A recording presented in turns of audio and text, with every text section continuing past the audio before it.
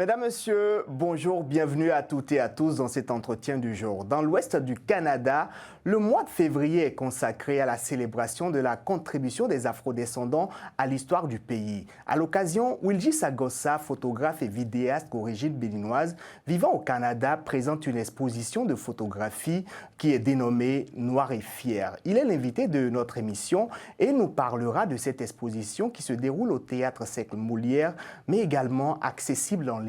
Wilji Sagossa, bonjour. Bonjour, Émeric. Alors, dites-nous, comment est née l'idée de cette exposition? Alors, moi, j'habite au Canada. Ça fait près d'une douzaine d'années. J'ai travaillé dans différents milieux, mais je me suis toujours intéressé surtout à ce qui se passe sur la scène culturelle comme événement. Et aussi, depuis longtemps que je suis ici, le mois de l'histoire des Noirs a toujours existé.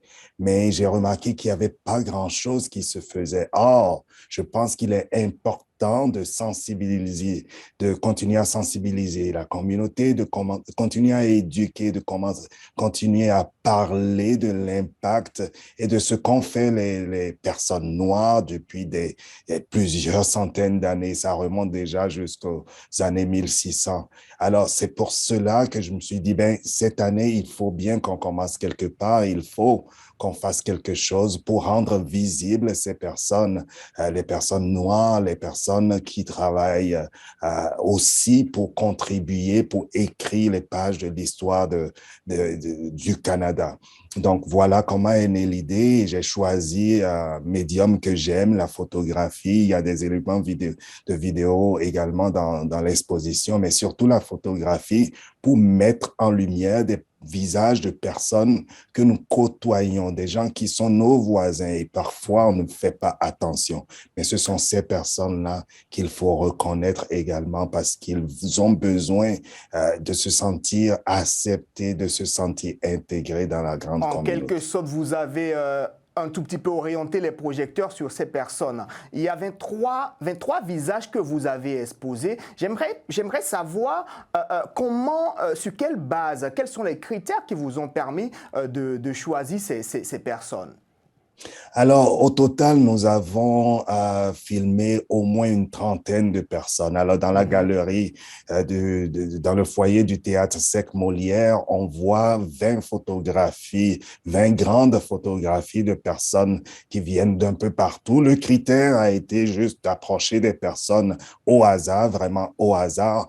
La seule chose qu'on n'a pas voulu faire, c'est aller chercher des gens qui sont déjà très connus, des gens qui sont impliqués politiquement ou à différents niveaux sur des conseils d'administration. Ces personnes-là, selon nous, ont déjà une certaine visibilité. Ceux qui ont besoin de plus de visibilité, ce sont monsieur et madame tout le monde qui sont dans notre société, qui sont de la minorité visible, comme on le dit, et qui ont besoin également d'être vus, d'être projetés, d'être connus. Vous avez choisi des personnes qui sont issues de l'immigration comme vous. Dites-moi, pourquoi avoir orienté votre choix sur des personnes qui sont issues de l'immigration, puisque j'ai suivi quelques vidéos de l'exposition et il m'est apparu qu'il y a quand même un bon nombre de personnes qui sont de l'immigration. Alors, le Canada est un pays d'immigrants. Alors que ce soit par les personnes autochtones, d'origine autochtone, la plupart proviennent d'une immigration plus ou moins récente pour certains et plus lointaine pour d'autres. Alors, qu'on le veuille ou non, il y aura euh, une recherche d'origine, même si elle est très lointaine. Dans l'exposition, il y a beaucoup de personnes qui sont plus jeunes et on souhaite que ces personnes-là qui sont jeunes et qui, pour la plupart, viennent d'une immigration récente, on parle des 10, 15 dernières années, ont besoin de prendre leur place, ont besoin de se sentir comme s'ils font vraiment partie de la communauté et qu'ils peuvent y participer pleinement. Alors, c'est un peu ça le message et c'est également de les aider à s'engager, à s'impliquer. Il faut que la communauté d'accueil puisse aider à cela, mais il faut également que nous, qui sommes personnes venant d'ailleurs, nous cherchions à prendre notre place, nous cherchions à s'intégrer, à s'épanouir. J'aime plus parler d'épanouissement parce que je trouve que l'épanouissement va plus loin que l'intégration d'une personne. Je rappelle que le Canada, c'est en Amérique du Nord.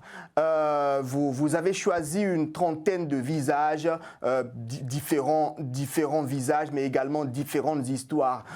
Parmi les histoires de ces différentes personnes, laquelle vous a plus marqué?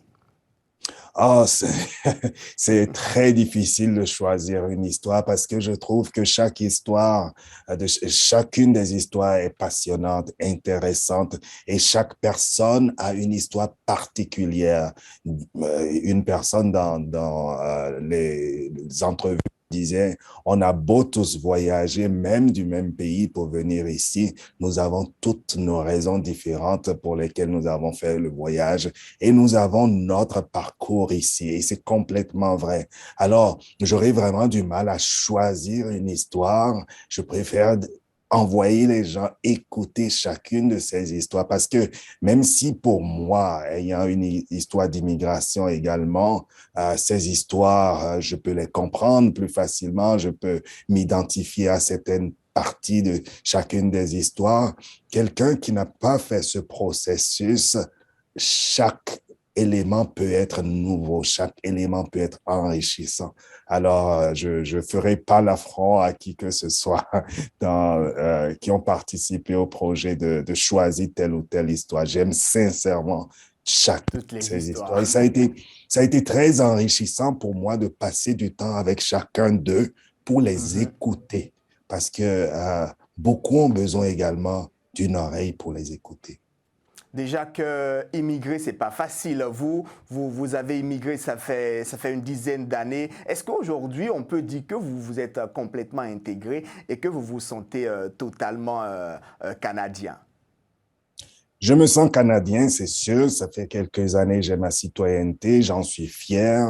Ça n'enlève rien à mon héritage culturel béninois, dont je suis encore très, très fier. Est-ce que je me sens complètement intégré? Je pense que l'intégration est un processus. Étant un processus, oui, j'ai fait un long parcours. Je me rappelle encore de ma première année ici qui a été difficile à certains niveaux. Mais je suis À quel heureux niveau? d'avoir, euh, au niveau des relations, par exemple, c'est pas toujours facile quand on vient d'arriver, quand on vient d'ailleurs, de trouver un réseau d'amis, de se faire des amis, surtout quand on vient euh, après un certain âge où on n'est pas sur les bancs de l'école, c'est plus difficile. Alors, j'en garde un souvenir, mais aujourd'hui, j'ai un bon réseau, j'ai des personnes qui m'apprécient, qui m'aiment bien, que j'apprécie énormément, qui m'ont apporté beaucoup. Est-ce qu'on est totalement intégré? Je ne pense pas. Étant un processus, je pense que c'est un cheminement, une recherche de pouvoir plus encore apporter à ce nouveau milieu que j'ai choisi d'habiter. Alors, je recherche encore ça, de pouvoir apporter encore plus. Donc, pour moi, comme personne venant d'ailleurs, je pense que tout nouvel arrivant, toute personne, ben, je me considère plus vraiment nouvel arrivant, ça fait plus de 10 ans, mais toute personne qui vient immigrer dans un nouvel environnement, je crois, devrait chercher également non seulement à être accueilli, à ce qu'on l'appuie, à ce qu'on l'aide, mais également à apporter quelque chose à la communauté d'accueil. Ça peut être n'importe quoi, ça peut être une implication communautaire, quelle qu'elle soit, mais il faut pouvoir s'impliquer. Déjà, beaucoup parlent du regard des autochtones sur les personnes de la minorité noire. Vous pouvez nous en dire un peu plus. Quel est ce regard? Comment les Canadiens regardent les personnes de la minorité noire? Je pense que ça varie d'une région à une autre. Mhm. Les Canadiens en général sont très accueillants, il faut le dire. C'est un pays d'accueil, c'est un pays où les gens sont très aimables en général. Mais comme personne venant d'ailleurs, il faut également, la notion de l'accueil varie d'une culture à une autre. Et c'est également à nous, comme à eux, de comprendre à quoi est-ce que moi je m'attends et qu'est-ce que euh, qu'est-ce que eux ils peuvent donner, quelle est leur habitude d'accueil. Donc c'est un apprentissage à faire également. Donc ce regard n'est pas si négatif que ça. Est-ce qu'il y a encore du travail à faire? C'est sûr, il y a toujours des actes malencontreux qui arrivent et il y a toujours des actes de racisme de temps en temps, mais dans la majorité, dans la grande majorité, c'est sûr que je crois que le Canada, les Canadiens, dans la grande majorité, sont très accueillants. Votre exposition Noir et Fier veut certainement changer quelque chose. Je veux que vous nous parliez un tout petit peu de l'objectif, des résultats que vous attendez à l'issue de cette exposition. Mais le premier résultat, c'est qu'on en parle, et je pense qu'on en parle déjà dans nos communautés, on en parle un peu partout, et je suis très content pour cela. Deuxième objectif, c'est de rendre visibles certaines personnes et que ces personnes qui sont noires comme moi puissent avoir une certaine fierté, fierté de qui elles sont, fierté de qui ils sont. Il s'agit d'hommes, de femmes, de jeunes, de moins jeunes, tout le monde. Il faudrait qu'on ait cette fierté-là. L'identité, notre identité reste notre identité, qu'on soit noir, blanc ou quelles que soient nos origines. On doit être fier de qui on est et la personne qui est devant moi d'une autre culture devrait faire un petit effort pour valoriser la personne que je suis. La différence devient une richesse. La différence n'est pas négative en soi. Elle devient une richesse pour une communauté. Dans une salle d'école hier, je donnais l'exemple d'un arc-en-ciel. En voyant un arc-en-ciel, nous sommes contents, on s'émerveille devant cette beauté-là.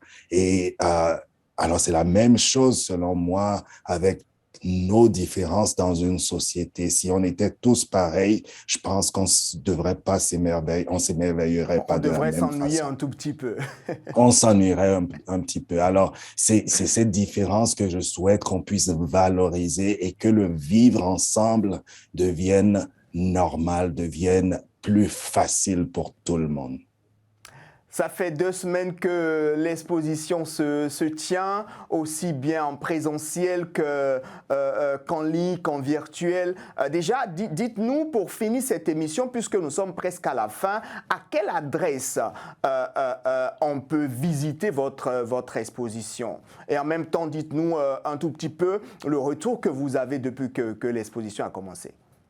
Alors, beaucoup de retours positifs, vraiment très positifs. Je suis choyé, beaucoup de personnes ont été visitées, ont envoyé des messages et je suis très, très reconnaissant pour ça. Reconnaissant parce que j'ai travaillé également avec beaucoup de personnes. C'est pas juste moi. Je suis peut-être un peu à l'avant-plan aujourd'hui, mais toute l'équipe du Théâtre Sec Molière, tous mes amis qui ont contribué au décor, ils sont nombreux à avoir été. C'est pas la chose juste Wilji Sagossa, mais il y a toute une équipe derrière. Je suis très reconnaissant.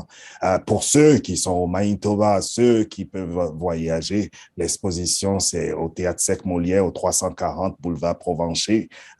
Vous allez, ce serait génial de pouvoir vous y rencontrer. Et autre que ça, l'exposition est également virtuelle, comme on l'a au www.exponoireffier.com. Et je voudrais surtout souligner que ceci, c'est une première année. Et je garantis à ce point-ci, après tous les commentaires reçus, que ce n'est pas la fin de l'aventure. Et voyant toute la fierté des personnes noires qui m'ont contacté, qui nous ont écrit, je pense qu'on ne devrait pas s'arrêter là et il y a certainement une prochaine édition et de belles promesses dans le le chemin futur. le chemin reste long et je suis sûr que avec beaucoup de courage et votre détermination, votre travail bien fait, vous y arriverez. Wilgie Sagossa, c'est tout pour notre entretien. Je vous remercie d'avoir accepté notre invitation. Merci beaucoup, Émeric, et bon succès. Merci beaucoup. Chers téléspectateurs, voilà, nous sommes à la fin de cet entretien. Merci de nous avoir suivis. Restez fidèles au programme de Télé Sud. On se donne rendez-vous pour la prochaine.